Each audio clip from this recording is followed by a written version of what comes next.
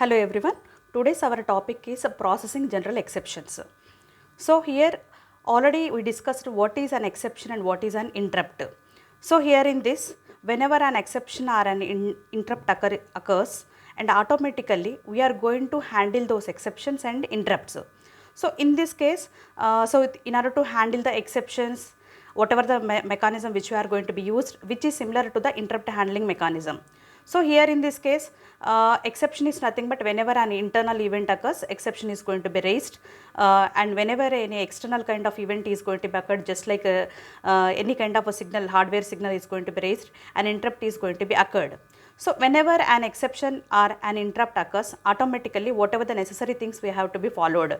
So nothing but here indicates the steps which we are going to be followed when an exception or an external interrupt is going to be occurred. So here in this case, this is going to be similar to an example of the context switching or the process switching. So whenever any process is going to be suspended temporarily, automatically the CPU can move to the next process and it is going to be executed. So before that, it can save the contents of the previously executed process and the load the new process, and automatically likewise the process suspension and process resuming is going to be executed.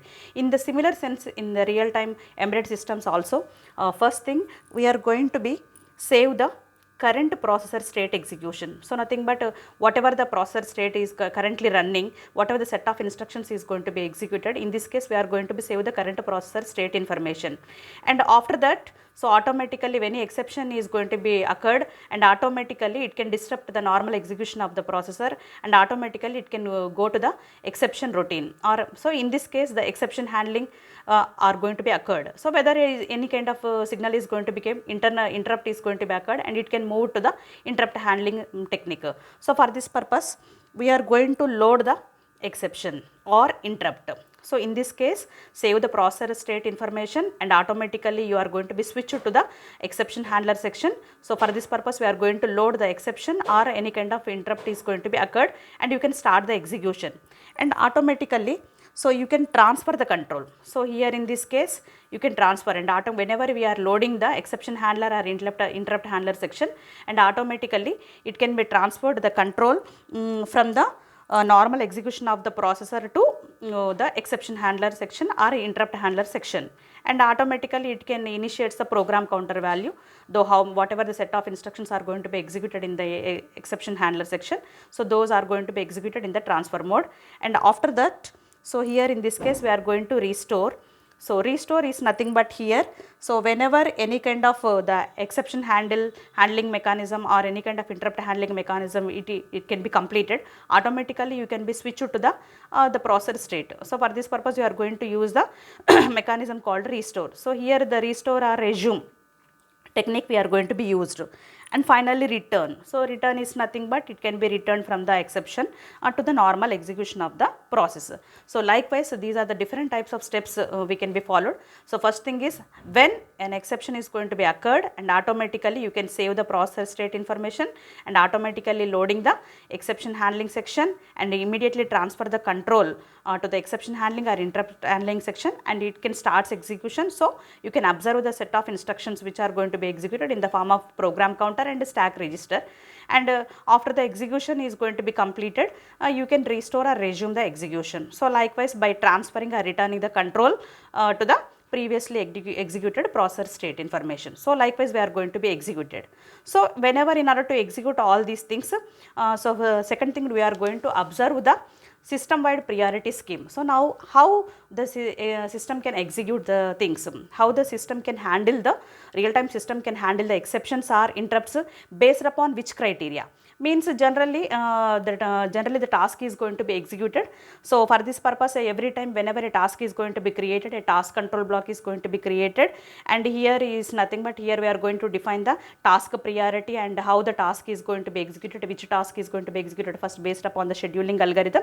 So in this case we are going to arrange all the tasks so based upon the priority, which tasks are lowest priority and which tasks are highest priority. But coming to our section, so here we are defining the task, and along with this task we are going to define whenever the execution of a task, whenever any exception are going to be or interrupt is going to be occurred, automatically the control can be transferred here. So in this case, if it is going to execute the exception handling part, or it is going to execute the interrupt handling part.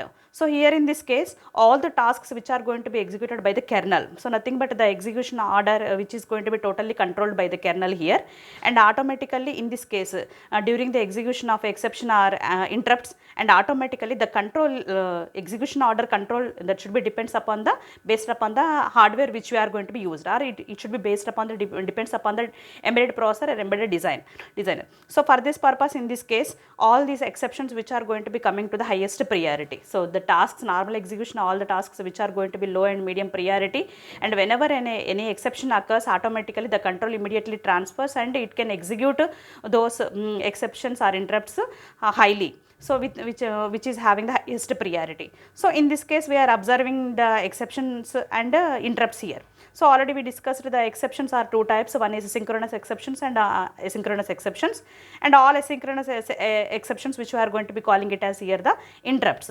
So here one thing we are going to be defined whether the exceptions are interrupts, some are maskable and some are non-maskable. So what is the definition of maskable and non-maskable means here?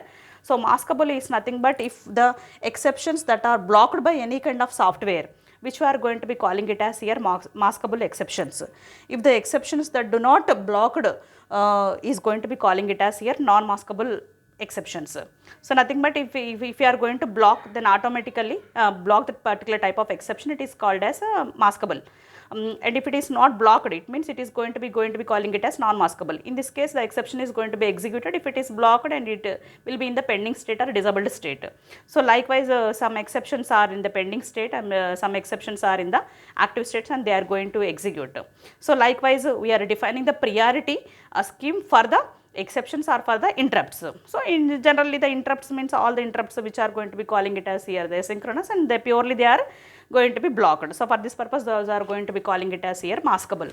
And coming to the next thing is, so how you can install the exception handlers. So nothing but whenever any exception or interrupt is going to be occurred, and automatically you can move the control to the handler. So for this purpose, if any kind of exception is going to be occurred, and automatically you can generate ESR. So ESR is nothing but exception service routine. So nothing but automatically the control that should be moved to the function or the frame, which we are going to be calling it as here exception service routine. So when any kind of interrupt is going to be occurred, automatically the control should be transferred to ISR. ISR is nothing but here interrupt service routine. So here we are going to initiate nothing but whenever a real-time embedded system which are going to be generated in the device or a processor, and automatically you are going to define these device drivers. So you are going to install these kind of device drivers. Those device drivers are two types. One is ESR and other one is ISR. So if any kind of exception is going to be occurred, and automatically the control should be transferred to the interrupt exception service routine. When any kind of signal is going to be came, automatically it can be generated an interrupt, and automatically the control can be transferred switch to the ISR, means interrupt service routine. So these are the device drivers first of all we are going to be installed in our system. If there is no device drivers like ESR and ISR, automatically if any kind of problem is going to be executed during the execution of a program or a process or a task, and automatically the control should be handed over to the default handler. So nothing but here, so if you are not install the exception service routine or interrupt service routine, and automatically the control immediately switch to the default handler. The default handler should take care of executing the remaining part of the program, just like nothing but in order to handle the errors. So likewise the system is going to be executed here. So in this case, how it can be exception service routine or interrupt service routine can be executed. So here whenever any kind of exception is going to be occurred, and automatically so to generate the set of instructions which are going to be executed first and which are going to be executed next in the exception routine or in the exception function, and automatically a exception table is going to be generated. This exception table which we are going to be simply going to be calling it as vector table. Then here we are going to be generating a vector table. So nothing but this vector table holds the data about which device which we are using, how many number of instructions which we are going to be executed, and which are having the high priority and which are having the low priority, and how much amount of space that it is going to be occupied. So likewise the every type of data or information is going to be stored in the vector table. So similarly, if any kind of interrupt is going to be occurred. So if exception is occurred, then automatically you are going to generate, the control can be transferred to ESR, and automatically it should take care of the instructions which are going to be loaded in the exception table. And this exception table, which includes the total addresses about the set of instructions, and likewise it is going to execute each and every instruction properly according to the instructions of the vector table. So it occupies the data and storage space about the set of instructions which are going to be executed first and next likewise. So if any case of interrupt is going to be occurred, automatically it is going to be generate an interrupt table. So this is going to be calling it as interrupt table, and here the PIC is nothing but here programmable interrupt controller. So in this case, when any kind of interrupt is going to be occurred, automatically the control should be transferred to interrupt service routine, and automatically immediately it should look after the interrupt table. Based upon the interrupt table, it should generate a programmable interrupt controller. So here nothing but based upon this. So here for example, if you are going to execute based upon the device we are using, embedded device or system which we are using, based upon that according to that the device controllers or the device whatever the systems are we are going to be used, based upon that you are going to arrange it into the priority order. So nothing but a low priority, medium priority, high priority and highest priority.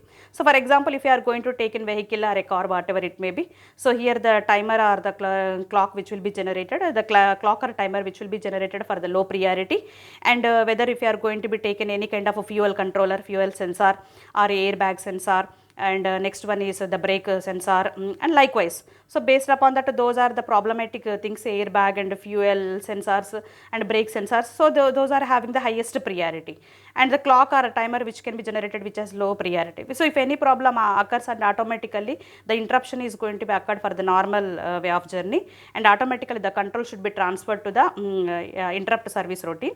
So based upon that, it will generate the programmable interrupt controller. So nothing but which task which is going to be executed, whether we are going to stop the fuel engine, or whether we are going to make the brake, or whether you are going to release the airbags, or likewise. So for this purpose an interrupts will be generated, and automatically it can be executed according to the instructions of interrupt vector, and based upon this interrupt service routine can be executed. Likewise the system can transfer the control to the interrupt service routine, and after completion of this it can resume the processing to the normal execution of the CPU. So likewise the programmable interrupt controller may be executed. So here in this case, so if any kind of exception is going to be occurred, exception service routine will be generated, and based upon that exception table or vector table will be generated, and if any kind of interrupt is going to be occurred, interrupt service routine will be generated. Based upon that, the set of instructions which will be executed by each and every device that can be programmed properly in the programmable interrupt controller. So likewise the suspension is going to be occurred, and resumes and executes the processor each and every time.